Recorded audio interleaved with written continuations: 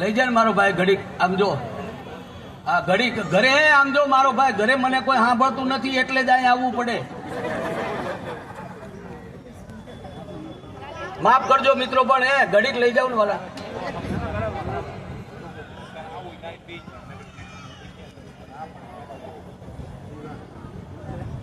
આખું થોડી ઉતારવાનો સ્ટોપ. મારા ભાઈ એટલા હારા છે કે આ બે ગુજરાતી સમજે છે. આ નહીં તો લગભગ હિન્દી વાળા હોય ને, અને જે હું ગોટે ચડું છું, એક દી મને પ્રોગ્રામમાં એમ થયું કે લાઈવ હું કોટી પહેરીને જાઉં.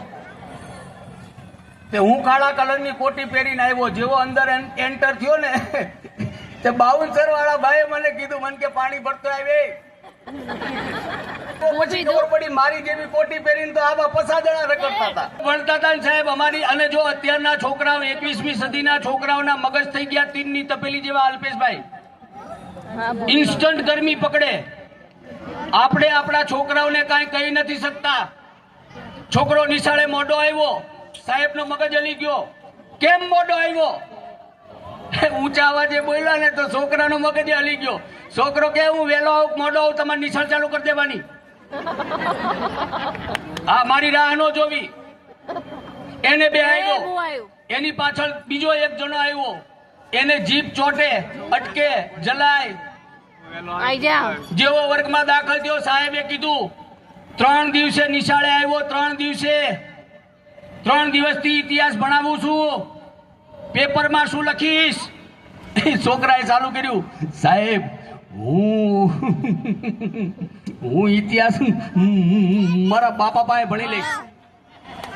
સાહેબ કે તારા બાપાની ઇતિહાસમાં ખબર પડે? છોકરો કે સાહેબ મારા બાપા પાસે ઇતિહાસ છે ને, એ તો હજી સોપડે નથી ચડ્યો. સાહેબ કે મારે તને 3 પ્રશ્નો પૂછવા છે. છોકરો કે પૂછો. સાહેબે પહેલો પ્રશ્ન પૂછ્યો, તાજમહેલ કોણે બનાવ્યો? છોકરો કે નથી હરખો બન્યો. કલર કામ કરાવવું પડે એમ છે. અમારી 7 પેઢીના કોઈના ફોટા તાજમહેલમાં લાગે એમ નથી, તો તાજમહેલ નું કામ ભણાવો છો? ભણાવવું હોય તો સરદાર વલ્લભભાઈ પટેલ નું ભણાવો. ભણાવવું હોય તો શિવાજી મહારાજ નું ભણાવો. સાહેબ ને ગગલાવો મીડ્યો. સાહેબ કે બેહી જા. છોકરો કે બેહવું નથી. સવાલ બાકી હે. બીજો પૂછો. સાહેબે હિંમત કરીને બીજો પ્રશ્ન પૂછ્યો કે સૌથી ઉતાવળે કયું પક્ષી ઉડે? છોકરો કે ઉતાવળ હોય ઈ ઉડે.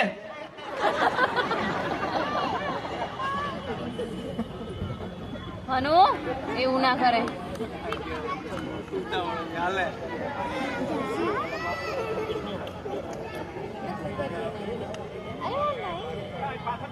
અહીંથી ચાલુ કરો.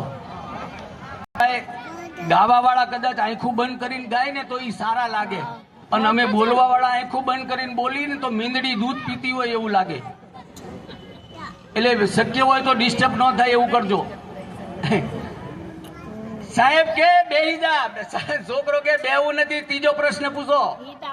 સાહેબે હિંમત કરીને ત્રીજો પ્રશ્ન પૂછ્યો કે બાટલો અને બાટલીમાં શું ફેર? છોકરો વિડિયો દાંત કાઢવા. સાહેબ કે કેમ દાંત કાઢે ભાઈ? કે સાહેબ પ્રશ્ન વજન વાળો છે. બાટલો અને બાટલીમાં શું ફેર? છોકરો કે સાહેબ બાટલો છે એ ડોક્ટરે સડાવો પડે, અને બાટલી છે ને ઈ એની મેળે મેળે ચડે. સાહેબ માસ્તરે રાજીનામું આપી દીધું. બોલો. હા, પણ આમ તો જો કે ઘર જેવો ડાયરો છે, રાત જેવું ધાબુ, પેટ છૂટી વાત કરવામાં કઈ વાંધો નહીં. અમારા ઉપેન્દ્રભાઈ ની ખાસ ફરમાઈશ છે એટલે લઈ લઉં. આમાં પરણેલા કેટલા છો? આંગળી ઊંચી કરો. પરણેલા હોય આંગળી ઊંચી કરો. માસા આંગળી ઊંચી કરો. હા હા હા, હું બાકી છું. વાહે 70 વર્ષના બાપાએ આંગળી ઊંચી કરી. લે હનુ બેસી જા. હા, મારા એક વખત લગ્ન થયા હતા. મને એક જણો કન્યા બતાવવા લઈ ગયો. ઘરેથી 17 ગાંઠિયું વાળી.